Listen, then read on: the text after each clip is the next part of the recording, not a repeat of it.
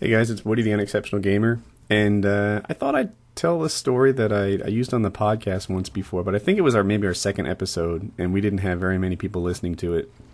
So, and I picked up a lot of subs since then, so it might be new. Anyway, when I was 17 years old, I tried to kill myself, and it's kind of inspired by Hutch used to do these commentaries where he talked about addiction, and I got a lot out of it. So I thought that I would do this. Anyway, I was 17 years old, and I was, with the exception of my grades and future, I was on top of the world. I had just gotten not a new car, but a 2-year-old car. It was a Volkswagen, and I thought it was the coolest thing in the world. I was so happy with it. I had a beautiful girlfriend, and my grades sucked, but outside of that, everything felt pretty cool. So that was that. And then I crashed the car. I was up late a night before, and I had a long drive, and I fell asleep while I was driving, and it drifted off to the side of the road, and I flipped the car 2.5 times. So that's 2 full revolutions, and then coming to a rest on the roof. And then somewhere during one of those revolutions, I put my hand out the window, and I tried to, I guess, stop myself from falling out the window, and I broke my arm, the 2 bones between your elbow and your wrist. I broke both of those. And that was kind of the start of, like all the good things were gone and all the bad things were still there. So I lost the car. I ended up losing the girlfriend, which I half wonder if that was related to the car. And things just kind of fell apart for me. It was winter and it was dreary. And I'm not that good at surviving New Jersey winters. And I kind of got into a bad place. So my sleep schedule started changing up, which I think is part of depression. And I would just sort of come home from school, sleep, and then stay up maybe too late at night. And things were just a complete wreck for me. And what really got me was my lack of future. It wasn't so much that I was just in an uncomfortable situation. It was that I didn't think that it was going to get any better. The bad grades, my parents, of course, were on me about bad grades, and the way that they motivated me to do better was they convinced me that I had no future on my current path. So, by the way, my grades, I should talk about how bad they are, right? You might have like a 2.8 and think your grades are bad, but get on my level, man. I graduated with a 1.98. So, and then for those of you that that don't know me very well, now I'm a grown up. I'm actually 37 years old, so this was 20 years ago. I have a pretty good job. I have 2 undergrad college degrees, and I have a master's degree in engineering with a focus in computer science. And I have a nice steady job that pays me and keeps me in a comfortable living. I'm not rich, but I'm doing fine. But at the time, with my bad high school grades, I thought that there was no recovery from that, and just things were going wrong. I had friends. It wasn't like I had nobody in the world. I just kind of chose not to hang out with them. I didn't have the energy or the interest in hanging out with my friends, and picked up kind of a loner lifestyle for a bit, and that was that. So with the notion that things weren't getting better, I took a dog leash, like a nylon dog leash, and I looped the the length of the leash through the handle where your hand would go through, and made it into kind of a noose.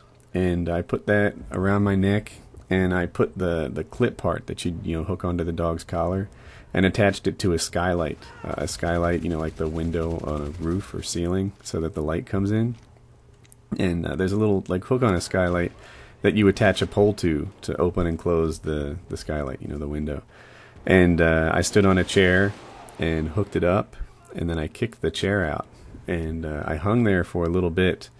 And while I did that, it was kind of like a blood choke for you fighters, the difference between a blood and an air choke. And I was going out, kind of fading. And after a little bit, the hook on the skylight, it broke, and I came crashing to the ground. And that's why I'm alive now. So coming out of that, I guess I just kind of realized that I don't know. I didn't have the energy to try it again, even though things didn't really change. My immediate feeling after dropped wasn't relief. It was kind of defeat. It was like, oh my gosh, I even messed this up. And then I guess a little time passed, and spring came around, and I got a chance to recharge my solar batteries. Because of the broken arm, I wasn't able to get a summer job. Like, I had worked all the summers, even before I was of legal age, because it's something my parents liked. They took pride in the fact that their kids worked. So, but this summer I couldn't get a job. Like, no one wanted to hire anyone to like stock shelves or pump gas or anything like that, like a teenager might do in New Jersey. This is Ocean City, New Jersey, because I had one arm. So I ended up just hanging out on the beach all the time. And even after the arm healed, it was I didn't like actively go for a job. My parents somehow didn't make me do it, and I didn't want to. It's a little harder to get a job after the springtime because they're filled. The real rush of both applicants and job openings happens in the spring and the early summer in an Ocean City. It's a resort town, right? So there are all these summer jobs that people would get. Anyway, having no job was wonderful for me. I just hung out on the beach all the time. It was the first time I had a really, really savage tan. Even though I grew up a surfer, I never had that much daytime surfing to get this kind of tan. And come August, I backfilled this college kid, who went off to college and therefore gave up her slot and rented out umbrellas on the beach. And this just whole experience was so good for me that that's when I recharged my batteries and kind of got my whole life back on track. I ended up by renting umbrellas on the beach. I saw the lifeguards on the beach, and like, as cool as my job was, hanging out on the beach all day long and mostly just sitting there getting tan, the lifeguards had the very coolest job. And I had this notion that if I did that, then I would be like king of the beach. That was my big thing. And so that's what I did. In that winter, I joined the swim team. And but to be eligible for the swim team, I had to pull my grades up, and that was a really good thing for me. And in the end, I didn't really get into college because of grades or test scores, SAT scores. I got into it, or I should say university for my international listeners. I got into it because of my swimming times. And a coach worked with the school to make a special exception for me to get past the the normal admission process, and I was what they called sponsored. So I had like certain restrictions that other students didn't have. Like, I had to meet with a guidance counselor weekly to talk about my classes because I was, I guess, what you'd call like a high risk student. But in the end, I ended up sort of turning my life around. And if there's any takeaway, if you know someone in this position, or if you are in this position yourself, you should keep in mind that life is long and that you can turn this stuff around. What feels like a situation where there's no end to it actually isn't.